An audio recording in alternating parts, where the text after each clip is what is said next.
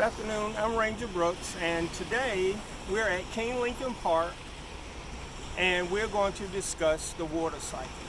The water cycle has been around since the earth was formed approximately 4.5 billion years ago. And the water cycle was discovered by a gentleman by the name of Bernard Palsy in 1518. And his theory was that our water that we consume comes from rain versus coming from the ocean. And he proposed this theory that water leaves the Earth's surface, rises into the atmosphere, becomes cloud, and falls back to the Earth again. And it's a continuous cycle that repeats itself. And what we're going to do is introduce you to water. Okay, a water molecule consists of 3 atoms. There are 2 atoms of hydrogen, which is represented by the blue, and the red represents oxygen. So those 3 atoms come together and form water, which is often referred to as H2O. Okay, water is a colorless, odorless, tasteless, and sometimes partially transparent substance that is here on Earth. It is the only substance on Earth that exists in 3 forms, and this is natural. There's a liquid, a vapor or a gas, and a solid, which is ice or snow. A single drop of water contains billions of molecules. And here on Earth, water that you see in the background covers 3/4 of the Earth's surface. 96% of that water is salt water. The other 4% is fresh water. And I want you to consider this. Every bottle or glass of water that you drink each day is not brand new. It is recycled water. So this program is going to tell you about the 4 simple steps in the water cycle process. And those steps are evaporation, condensation, precipitation, and runoff or collection. The first step in the water cycle that we will discuss is evaporation. Evaporation occurs when you have a water source represented by these droplets here. Radiation from the sun heats the water, and as the water heats, it turns from a liquid into a gas or a vapor, represented by these arrows. This gas or vapors rise slowly up in the atmosphere, and as they reach the atmosphere, it converts from water vapors or a gas back to water droplets. The next step in the water cycle that we will discuss is the second step, which is called condensation. Condensation occurs when the water vapors or a gas rise into the atmosphere. As it reaches the higher atmosphere where the air is cooler, they convert from water vapors or a gas back to tiny water droplets, which are represented here. And these water droplets, when they come together, they either form clouds or fog.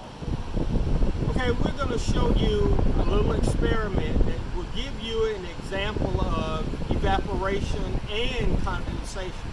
So what we're going to do is have this little jar here. I'm going to fill it with water up to the water line, and then we're going to come back 6 hours later to show you an example of evaporation and condensation. So at first I'm going to fill it with the top off. I'm going to fill it with water up to the water line.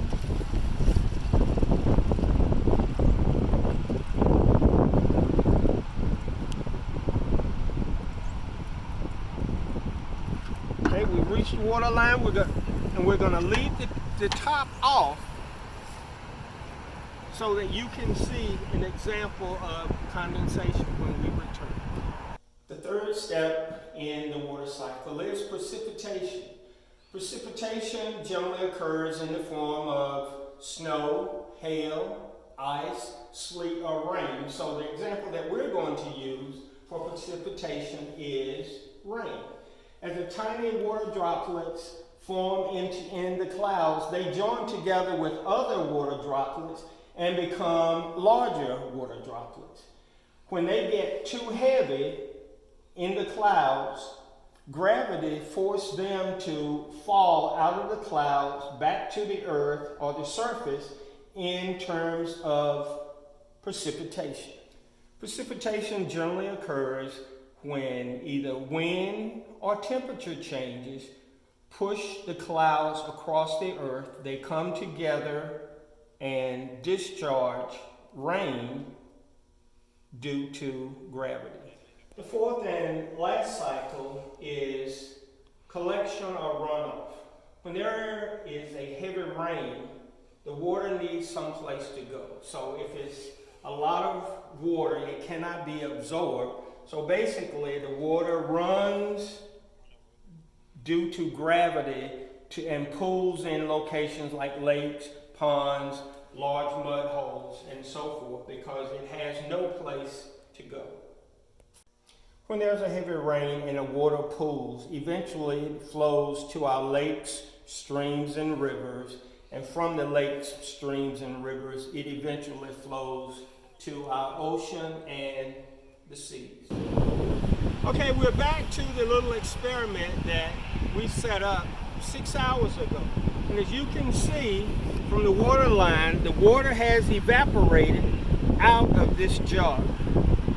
A little bit less than 1 inch of water is gone. The radiation from the sun heated the water.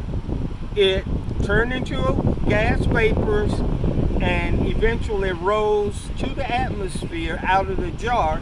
And you can also see an example of condensation where as the water cooled, it turned back into water droplets. And you can see the water droplets around the top of this jar. So it went from a liquid to a gas and back to a liquid again. Okay, this is how the water cycle benefits us. It regulates the temperature in our surroundings. So that's the entire Earth's temperature is regulated by the water cycle. In addition to changing the temperature, it changes our weather patterns sometimes on a daily basis. And the water cycle turns rock into soil and dirt.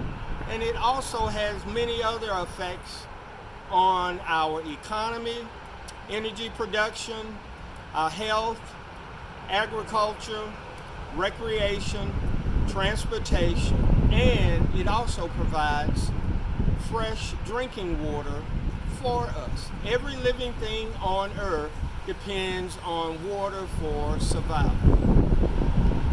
Thank you for watching our short program today on the water cycle. And one thing I want to leave you is just think about it.